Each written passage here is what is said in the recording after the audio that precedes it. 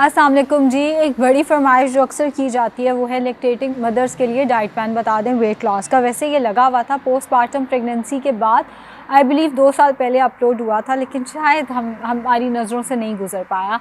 चले मैं दोबारा शेयर कर रही हूँ। अगर कोई मेडिकल हिस्ट्री है तो डाइट प्लान इंटरनेट से देख के फॉलो नहीं करते होते, ये असूल है।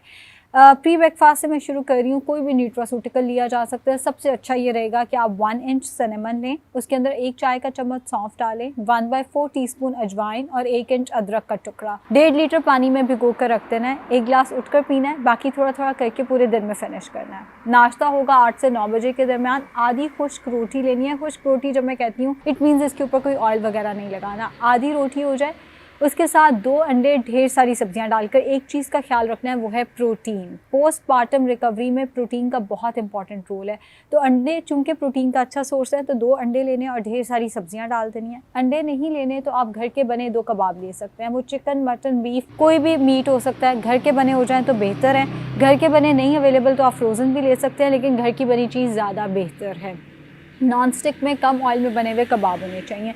अगर आपको ये भी नहीं लेना तो आप आधा कप कीमा ले सकते हैं। आधी रोटी, अंडे या कबाब या कीमा हो गया, और साथ में आप कम दूध वाली चाय पी लें। ये नाश्ता नहीं करना तो आप ब्राउन ब्रेड का 1 स्लाइस ले सकते हैं। उसके साथ वही 2 अंडे, ढेर सारी सब्जियां डालकर, या घर के बने 2 कबाब हो जाएं और साथ चाय का कप। चाय में दूध कम रखिएगा प्लीज़। ये भी अगर आपको नहीं लेना तो बेसन का चिल्ला बहुत अच्छी ऑप्शन है। 2 अंडे लेने हैं, उसके अंदर 2 चम्मच बेसन डाल के उसको अच्छे से बीट करना है। ढेर सारी सब्जियाँ डालनी है, आप आलू डाल सकती हैं उसके अंदर, और साथ में आपने आधा कप लो फैट रायता ले लेना है। इस केस में अगर आप चाय ले रहे हैं तो आपने रायता जो है वो आधा कप की बजाय 2 to 3 टेबलस्पून कर देना, और साथ कम दूध वाली चाय ऐड कर देनी है। ये हो गए ब्रेकफास्ट के ऑप्शंस। अगर आप लेट उठती हैं, जैसे बहुत दफ़ा ये होता है कि पोस्टमार्टम बच्चा इतना थका देता है कि हम उठ ही 1-2 बजे रहे होते हैं, तो आपने डाइट को वहीं से स्टार्ट कर लेना है। 1-2 बजे से ही आपने नाश्ता ऑनवर्ड स्टार्ट कर लेना है। 11 से 12 बजे के दरमियान एक मेजरिंग कप में जो फ्रूट आता है आपने वो लेना है। कोई फ्रूट रिस्ट्रिक्टेड नहीं है, जो फ्रूट आपको पसंद है वो आप ले सकते हैं। एक मेजरिंग कप में जो फल आता है आपने वो लेना है। दोपहर का खाना होगा 1 से 2 बजे के करीब, जिसमें आप रॉ वेजिटेबल सैलेड जितना मर्जी ले लें। उसके साथ आधी रोटी हो जाए और 200 ग्राम चिकन या फिश या बारबेक्यू या टिक्का ले लें। शाम 4 से 5 बजे के दरमियान आपने गर्म दूध का ग्लास लेना है, और उसके साथ अगर तो कम चीनी गुड़ के साथ पंजीरी बनी हुई है तो 1 टेबलस्पून पंजीरी ले लें, वरना हैंडफुल ऑफ मिक्स नट्स ले लें। नट्स बेहतर ऑप्शन है। एक बात याद रखें कि जब हम नट्स को ग्राइंड करते हैं या इनको कूटते हैं पंजीरी बनाने के लिए, तो आधी अफादियत तो हम नट्स की वहीं पे ज़ाया कर देते हैं। तो नट्स वैसे खा लें, बेहतर है पंजीरी की फॉर्म की बजाय। रात का खाना होगा 7 से 8 बजे के करीब। यहाँ पे आपने आधी रोटी लेनी है या 12 चम्मच चावल ले लें। उसके साथ एक मेजरिंग कप में जो सालन आता है वो ले सकते हैं। आलू मना है, बाकी आप जो सालन लेना चाहें वो ले सकते हैं। आप दाल भी ले सकते हैं, जैसे मैंने कहा प्रोटीन इंपॉर्टेंट है तो आप दाल भी ले सकते हैं इसमें। वैसे लैक्टेटिंग मदर का एक और डाइट प्लान भी अपलोड होने वाला है, उसमें वो अगर आपको ये मुश्किल लग रहा है आप वो भी फॉलो कर सकते हैं।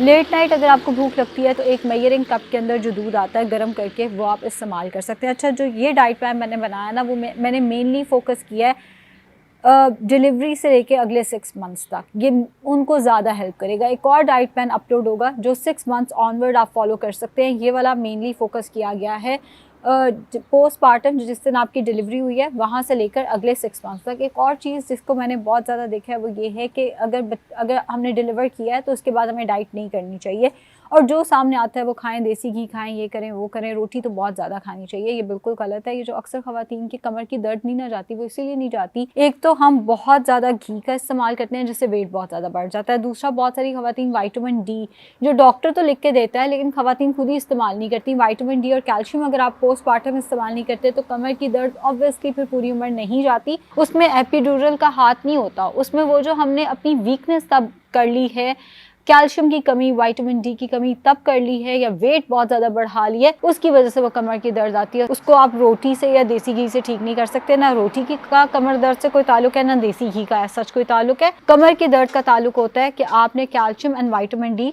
मिल्क इनटेक अपना अच्छा रखना है। इस डाइट प्लान जो मैंने अभी दिया उसमें मैंने 5 बजे भी दूध रखा है और लेट नाइट भी दूध का ग्लास रखा है। अच्छा, अक्सर फीमेल्स को जब वो बच्चे को दूध पिला रही होती हैं बार बार भूख लग रही होती है, उस केस में आप फ्रूट जितना मर्जी लें, उस केस में आप दूध बार बार पी सकते हैं। भुने हुए चने होते हैं येलो कलर के, उन पे काला छिलका होता है, वो आप जितने खाना चाहें खा सकते हैं। अगर आपको ये भी नहीं खाना तो आप घर के बने 2 कबाब कम ऑयल में बनाकर वो ले सकते हैं। चाय का कप अगर आप लेना चाहें तो कम दूध वाली चाय आप जितनी मर्ज़ी ले लें।